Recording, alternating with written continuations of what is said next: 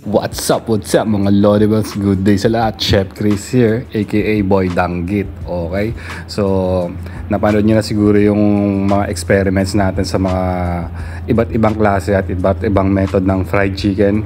At ang tina-target natin ngayon is makuha ang Jollibee style fried chicken. Okay? So, dati Kanto style fried chicken lang. Tapos ngayon, target natin ang Jollibee style fried chicken. Okay, so wala nang intro, tirahin na natin to. Ito i-share ko na sa inyo. So ito, experiment lang to, at dun sa mga kaka-experiment natin ay nakuha natin yung desired at yung talagang gusto nating ma-achieve na coatings. O ito na yon. Okay, so yan. And bago nga pala ang lahat mga Lodibles, check nyo rin yung channel natin. Meron tayong playlist dyan, Fried Chicken Business. Malalaman nyo yung mga tips and guides about brining, about sa marination, about sa coating, at iba't ibang klaseng method. Okay, so ito, i-explain ko na lang rin uli sa inyo, unti-unti, para ma-finalize na natin itong Jollibee fried chicken recipe natin. Okay, so ito na yan mga Lodibas, tara tirahin na natin to. Okay, so yung base natin mga boss, ito yung base natin, kasi hindi ko na video yung paggawa ko ng experiment kahapon, so kinuha ko tong video na to dun sa isang video kasi same ingredients lang naman, same preference. Okay, so chicken natin, ito ganyan siya. Itong video na to kinuha ko dun sa Grandma's Fried Chicken. So dun parang na-achieve natin yung 85 to 90% nung fried chicken Jollibee na hinahabol natin. Okay, so ito same process, may iniba lang tayo ng konti sa mixture. Okay, so chicken, it's up to you kung i-brine nyo o hindi. Yung ginawa ko dito sa chicken na to, nirekta ko na siya. Okay, so hindi siya brine. So paminta lang, black pepper. So yung sukat mga boss, up to you na. Okay, kasi maraming pwede mangyari. For example, nag-brine kayo with salt solution, sisiksik na rin yung salt dun sa loob ng karne. Kahit nahugasan nyo yun, meron may iwan na salt doon. So kung target nyo naman sa marination kayo kumuha ng lasa, pwede rin. Pero kung gusto nyo naman na sa brine, tapos hindi na kayo magsasalt sa marination, o kaya mag-adjust na lang kayo, pwede rin yon. So kailangan tansyahin nyo at alamin nyo yung recipe bago kayo mag-finalize. For example, yung mga magbi-business na, no? So experiment lang mga boss, pero ito na yung method, ituturo ko na sa inyo, saktong-sakto na to. Okay, so dito ang ginamit ko na pang salt is patis. Okay, kasi yung patis may umami flavor na siya. Yung umami, yun yung nakukuha sa bechin, yung MSG, yung monosodium glutamate. Andyan na rin, included na yan sa patis. Kumbaga natural MSG na yung nandyan. So kung yung mga gumagamit ng mga magic syrup, ginisa mix, yung mga crispy fry, nako po, puro MSG lang rin yung laman nun. Okay, so ito nasa bahay lang. Kung wala kayong patis, pwede rin asin, tapos lagay kayo ng MSG o bechin. Okay, so very easy and simple lang to. So dito mag-add tayo ng garlic powder. For 1 kilo approximately mga teaspoon yung ginamit ko dito, no? So pwede yung gumamit ng 1 to 2 teaspoon na garlic powder. Then paprika touch lang, additional extra flavor at saka color na rin yan. And then onion powder. Okay, so ang setup niyan mga boss, dapat ang pinaka main lasa, main flavor is nandun sa salt talaga. So pinaka mataas na flavor is yung sa salt, yung level and then pumapangalawa na lang yung garlic tsaka yung onion, and then yung mas babasa kanila yung black pepper. Kumbaga, yung sinasabi sa inyo, by level yon. So, dapat hindi mahihigitan ni garlic powder o ni onion powder si salt. Hindi mahihigitan ng black pepper ang salt. So, yun dun yung sa pinakataas. Okay? So, dapat neutral lang tayo. And ito, marinate. Gusto nyong mas matagal marinate, walang problema. Kung nakapag-brine na kayo, rekta marination, rekta spices, wala rin problema. Okay? So ang pinang magiging kalaban nyo lang dito sa fried chicken is yung salt. Okay? So doon kayo maging aware. Okay? So kung salted brine na, tapos magmamarination kayo, make sure na bawasan nyo yung salt sa marination. Kasi kung naka-salted brine na kayo, tapos nag-salt pa kayo ng napakarami, aala talaga yan. Okay? Kahit hugasan nyo yung manok nyo sa from brine, kailangan nyo pa rin tansyahin o alamin yung tamang sukat per kilo. Okay?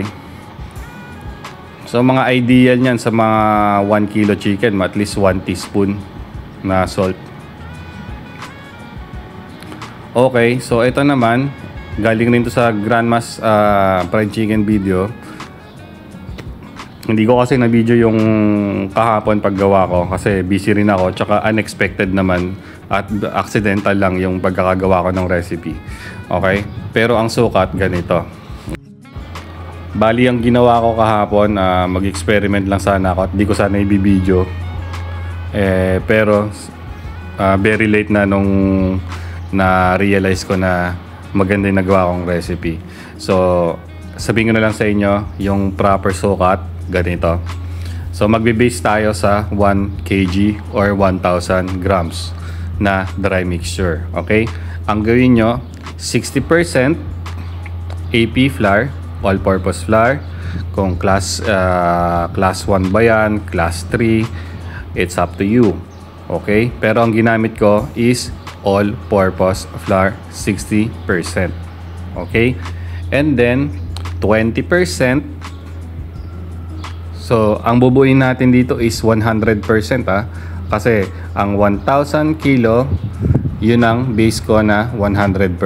So, yung 60%, which is AP flour, siya na yung 600 grams ng mixture. So, may natitira pa tayong 40%. So, yung 40% na yun yung 400 grams na natitira.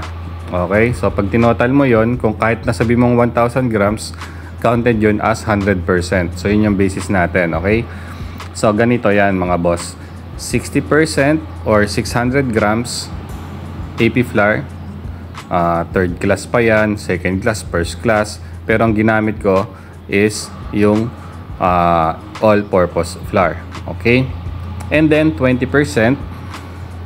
So, may 60% na tayo. 20% is corn starch. Okay? So, 60% AP flour, 20% cornstarch. So, meron na tayong 80%. So, total na 800 grams na yung gamit natin. So, ano yung natitirang 200 grams na secret dry mixture recipe? Ito yon. 200 grams ng glutinous flour o rice flour na malagkit.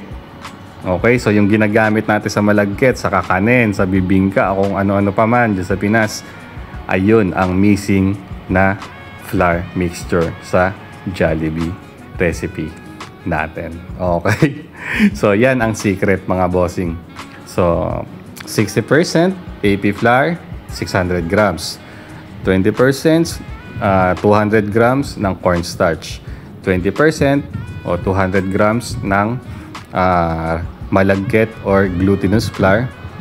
Total nyan is 1,000 grams or 1 kilo or yung 100% na natin. So yung spices mga lodi, pwedeng bland na yan. So ibig sabihin, alam mo yung sinabi kong, pag sinabi kong bland, kahit na wala ng lasa yan, pwede nyong i-season ng konti, pero wag nyong damihan ng season dahil meron na tayong marination. Okay, so for example, nag-brine kayo, brine salt solution, meron ng lasa ng salt dun sa brine. So, babanlawan mo yon, kahit banlawan mo, meron pa ring lasa yon. Pag nag-marination naman tayo, purpose natin kasi sa brine is juiciness. Sa marination, ang purpose natin is lasa. So, dun na kayo mag-boost ng lasa at spices sa marination. And then, yung next natin is coating, which yung crispy, coating lang naman habol natin. Kahit bland na yan or konting season, okay lang din. Okay? So, goods. Ito yung sample, oh. Ayan. Yan yung kinalabasan ng malagkit, cornstarch at AP flour. Okay? So, ito na yung video mga bossing. Yung na-video ko kahapon, ito na yung live. So, ayan yung outcome niya. Napakaganda. Ay! So, ito yung mixture na ginawa. Same nung marination kanina, pinakita ko sa inyo. Ito, nagdagdag lang ako dito sa 1 kilo na manok. Nagdagdag ako ng half cup water at all-purpose flour around the 1/4 cup or half cup, up to you. Basta nakita nyo yung consistency, ganyan ang lagget at consistency ng butter. Okay? So, from marination, nirektahan ko lang ng tubig tsaka ng harina. And then, next, ilalagay na natin siya dito sa dry mixture natin. Yung sinabi ko sa inyo, 60%, 20%, 20%. Okay? So, sana nagets nyo ha. Yung kaninang video na pinakita ko, yung bakit parang maputla na malagkit, nagdagdag from marination do sa manok, nagdagdag na lang ako ng harina at nagdagdag ako ng tubig. Okay? And then dito, make sure i-coat nyo ng maigi mga bossing ha. So huwag kayong magbabagsak. Kung may malaki kayong lagayan, better doon. Ito kasi nasa bahay lang ako, ginamit ko is mangkok lang. So, tignan nyo yung ilalim, yung loob ng manok. Kailangan ma-coat nyo ng maigi. Okay? So, ayan. So, huwag nyong bigyan ng pressure. Huwag nyong i-press. Huwag nyong siksik yung harina dun sa manok. Kusa yung kakapit. Okay? So, malumanay lang. And then, rest lang natin siya 1 to 2 minutes. After resting 1 to 2 minutes, magbubuo na yung mga crumbs of flakes nyan. At extra moisture na rin.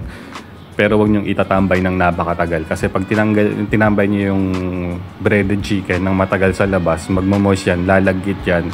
Yun na, doon na nagpo-form ang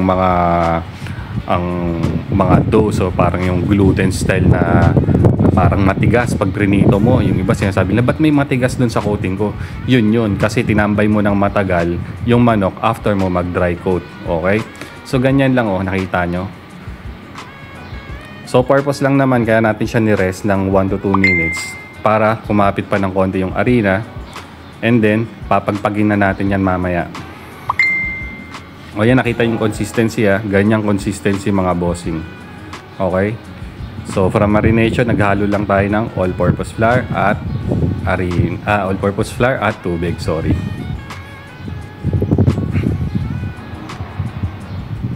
Okay? So nakita nyo na paano natin siya kinote. Very easy and simple lang.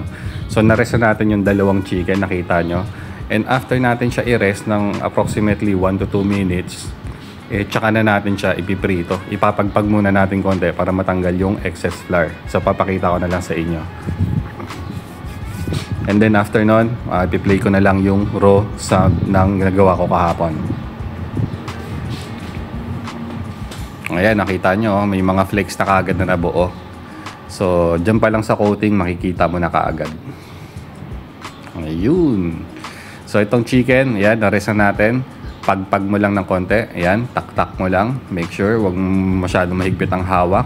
Nakita nyo yung mga harina bumagsak. Yan ang nagpaparumi ng mantika nyo. Muntika natin. Okay? So, ayan, rekta na.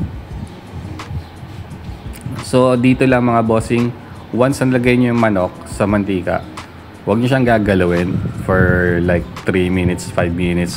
Hayaan nyo siyang umupo lang dyan at ma-build up yung foundation ng coating. Kailangan mabuo muna yung coating niya, tumigas muna bago nyo siya galawin. Kasi pag hinalo-halo nyo yung bagong lagay na manok, tendency niyan mawawala o matatanggal yung mga flakes o yung coating na nilagay nyo. So sayang lang, dudumi lang rin yung mantika nyo. Papangit pa yung fried chicken nyo. Okay? Yan. So isang okay, tips mga pa, bossing. So pag nag-dry na kayo, natin. huwag niyo siya itatambay ng matagal, okay? Cornstarch. Kasi yung matagal na okay, so it's after you pagtambay, yun doon na mabubuo yung mga yung mga matitigas na part ng manok. Yung parang biscuit pag kinagat niya, parang naging doon na siya. So ito na yung here, ito na yung few seconds, sabi mo ng 1 minute, 2 minutes, 3 ng minutes, mga then spices pagpag, shake lang, and then lagay sa ulo. Huwag nyo i-overpower ang spices. Dapat tamang alalay lang. Kasi kung naglasang bawang yan, naglasang onion, hindi na masarap. Kasi ang number 1 na flavor niyan is yung pinapalabas natin, yung manok. Okay? So, may natural flavor na yung manok, and then yung mga spices is add-ons na lang yan. So mga layer of flavor na lang yan. So yung sinabi ko kanina, top layer flavor, salt, susunod na yung garlic, onion, dapat slight na lang yung mga yon, and yung pepper tsaka yung paprika, more slight, more less, ganun lang naman yon. So flavor profile tayo. Okay, so this. Okay, so I think done na ako sa coating. Nakuha ko na. Patay. So yung next batch, and yung part ng wings. Yung piligili. Okay, goods! Hey! Yan, so ito na yung outcome. Yan yung nagawa natin. Okay, so maganda yung pinalabasan ng new mixture ng dry na ginawa natin. Okay, tara, tuloy natin. So same pa rin. Dito, kuha tayo. Tinanggal ko na yung gloves ko. Kasi nag-drive ako kanina at pumunta ako dun sa school ng anak ko. Ayan, naglisa man ako ng kamay. Okay, so one hand na lang tayo. Make sure pag gumawa kayo ng mga raw, magugas kayo maigi. Okay? So, nasa tamang pag-coating, tamang mixture ng wet, tamang temperature. So, kahit sabi mo magkakapares tayo ng recipe, nasa method, preparation, at execution yan. Paano mo gagawin yung FC mo. Okay? So, ganyan, pagpag. Kita nyo, hindi ko siya sinisiksik, no? Pero kusa na siya kumakapit. Kung may makita pa kayong ganyan, yan, yung mga bakbakante. Pasukan nyo lang ng pasukan. Next.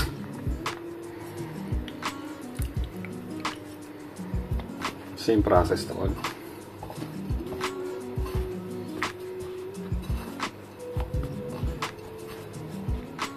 Kusang kakapit yan, hindi nyo kailangan ng pressure.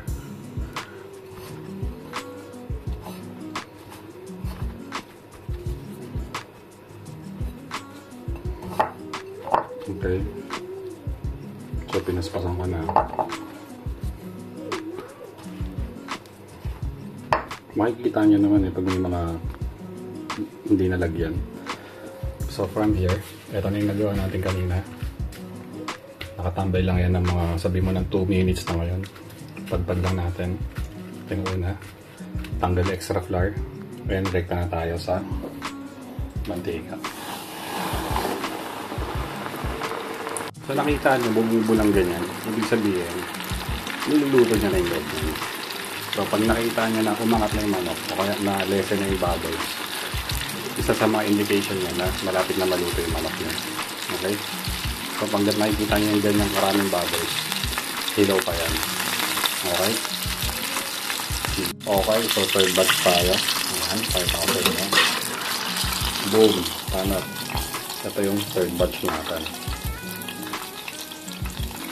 Wow. So, nang dahil lang doon sa ingredient na dinagdag natin, na-achieve natin tong coating ka to. Good! Okay, testing nga natin ang isa. Kung goods, sabay okay.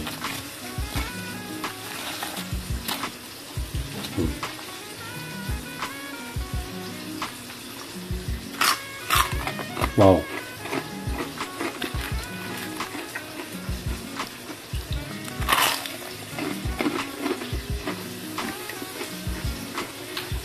Okay. Magdedemanda na tayo ng Jollibee nito.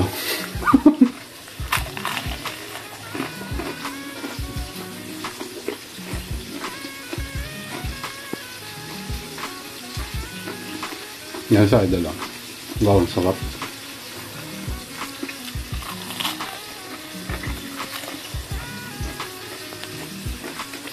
Okay, so ito na yung fourth batch. 1 whole chicken lang yung dito natin. Oh, alright. Oh, ganda oh.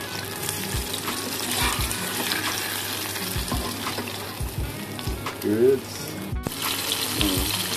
Kita niyo yung pag-cake ng green. Ganda.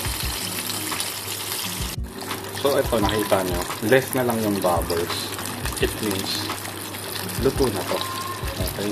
So pag mga ganyan, Yan, wala na siya nilalabas masyado.